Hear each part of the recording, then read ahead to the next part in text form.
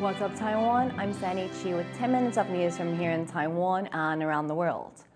Taiwan President Tsai Ing-wen will meet with U.S. House Speaker Kevin McCarthy in California on Wednesday. She'll meet McCarthy in Los Angeles, where she'll be stopping over for 2 days on her way back to Taiwan from Central America. Our reporter Jaime Ocon is in California and sent this update. Taiwan's President Tsai Ing-wen will make a 2-day transit stop here in California on Wednesday before heading home. She's coming back from a 10-day state visit to Taiwan's allies Guatemala and Belize. But it's the stopover in Los Angeles that's being closely watched by the rest of the world. This is the Ronald Reagan Presidential Library, and according to U.S. House Speaker Kevin McCarthy's office, it's going to be the setting for a high-profile visit between McCarthy and Taiwan's President Tsai Ing-wen. Just 2 days before the visit is taking place, and TaiwanPlus found what appears to be U.S. and Taiwan officials already making security arrangements at the Reagan Library.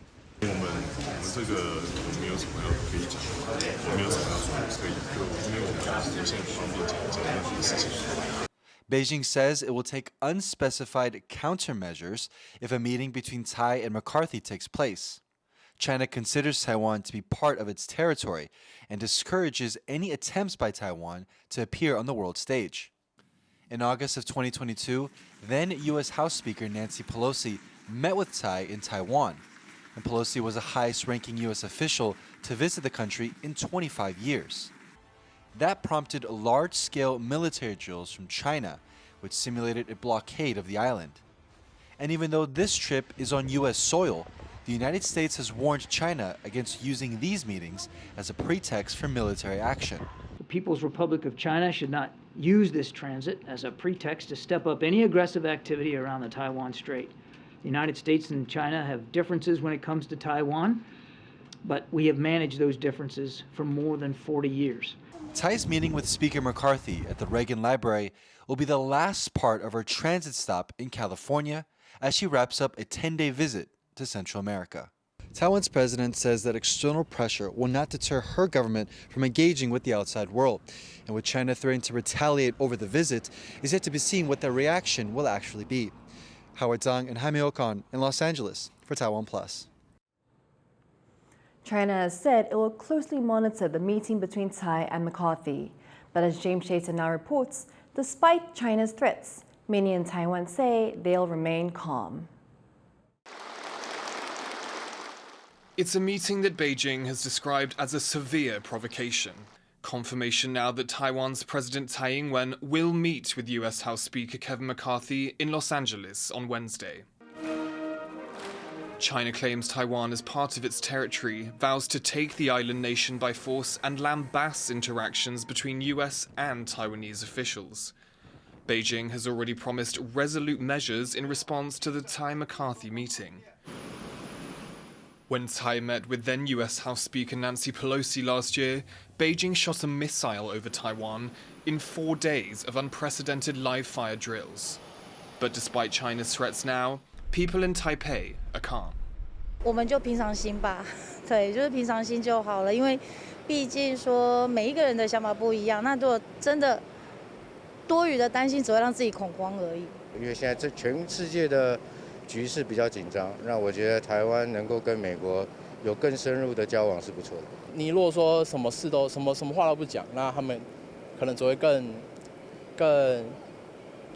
压迫你。所以说，我觉得自己要做一些事情，我也为自己做一些事情。对。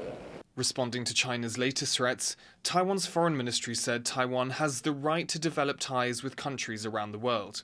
It added, even if authoritarian governments expand and increase coercion, Taiwan will not back down. Tsai's meeting with McCarthy is a delicate dance of geopolitics, and it puts Beijing in a particularly tough spot. Do nothing and they risk frustrating their domestic audience, but react too strongly and it could harden Taiwanese attitudes toward China, ahead of presidential elections here early next year. Taiwan's opposition Kuomintang, or KMT, favours closer ties with China but denies being pro-Beijing. A party spokesperson said KMT members wish Tsai well and hope the meeting produces tangible economic outcomes. The key is what both President Tsai and the Speaker would say, and whether it is more symbolic than substantial to the bilateral relationship. Ko Wen-je, the chair of Taiwan's third largest party, the Taiwan People's Party, and a potential presidential candidate, said the meeting is normal for a global leader. 台湾海峡两岸的距离是固定的，但是两岸的人心是变动的，所以太多的文攻武吓啊、打压，是让台湾人的人心跑得更远而已。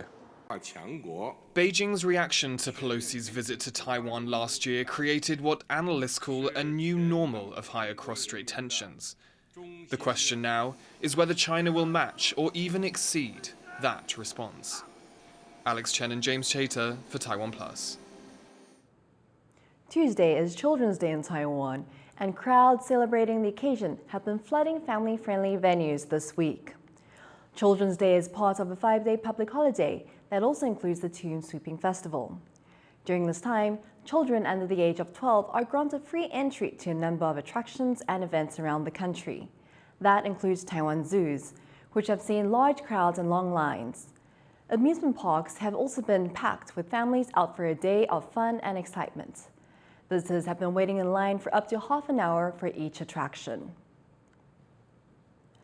A pod of prickly endangered white dolphins have been spotted off the west coast of Taiwan. These dolphins are rarely seen, but the Coast Guard saw between 6 and 8 individuals over the weekend in the seas near Yunlin County. The Taiwanese white dolphin is native to Taiwan's waters and red-listed as critically endangered. Its numbers have dropped down from around 80 to 60 in the last decade. The Taiwan Cetacean Society, which advocates for the protection of dolphins and other sea mammals, says this decrease is largely due to human and industrial disruption of the animal's habitat. A new invention could change the way trash is cleared from waterways, an underwater robot which scoops up litter such as plastic bottles. It's already doing the rounds in London's River Thames, and its creator hopes its use will soon spread to other parts of the world. John Van Triest has this report. In the heart of London, a remote-controlled robot chugs up and down the Thames. As it moves, it swallows river water, filtering out trash and debris. This is Waste Shark, a new way to clean polluted water. It's only about as big as a surfboard, but this robot can take in up to 500 kilograms of waste at a time. And even though it needs to recharge after every 5 kilometers, its designers say it can remove over 22,000 plastic bottles from the water per day. Waste Shark is the creation of Richard Hardiman. He says the idea came to him during a trip to South Africa. Watching two guys in Cape Town in the harbour there where I was hanging out, and they were in a boat very much like the one we're in now, and they were using a net to take out the rubbish, which was great, but it seemed very inefficient. And I wanted to come up with something that could do that even while we weren't on the water in a boat. So while you were sleeping, we could find a robot that could do the job. An autonomous version means a remote control isn't even necessary. And Hardiman says Waste Shark is carbon-free and harmless to wildlife. The robot takes measurements of the water it moves through. Over time, this data can be used to gauge how the water quality changes. So every one of our waste sharks that are in the water is connected via a 4G and 5G connection and sends back water quality data to our servers. So it's picking up things like turbidity, salinity, temperature, pH balance, depth of the water. All of those things that our clients are looking for, not only on the surface, but want to understand what's in the water below it and how, as they clean, that water is getting more healthier. A single robot costs nearly $25,000 US. But robots are also available for rental at around $1,000 US a month. Hardiman hopes they'll soon be in waterways in other parts of the world. Thousands of these deployed around the world, acting like little Roombas, cleaning up the water while we're not around 24 hours a day. That is a very viable and very strong solution to clearing out pollution. Meaning the same sort of tech that powers automated vacuum cleaners could soon be cleaning up polluted waters near you. Klein Wang and John Van Triest for TaiwanPlus. Thank you for watching What's Up Taiwan. Remember to download the TaiwanPlus app for more stories from Taiwan and around the world. Finally, we leave with images of a vintage vehicle rally in Taiwan's eastern Hualien County. I'm Sandy Chi, take care and see you next time.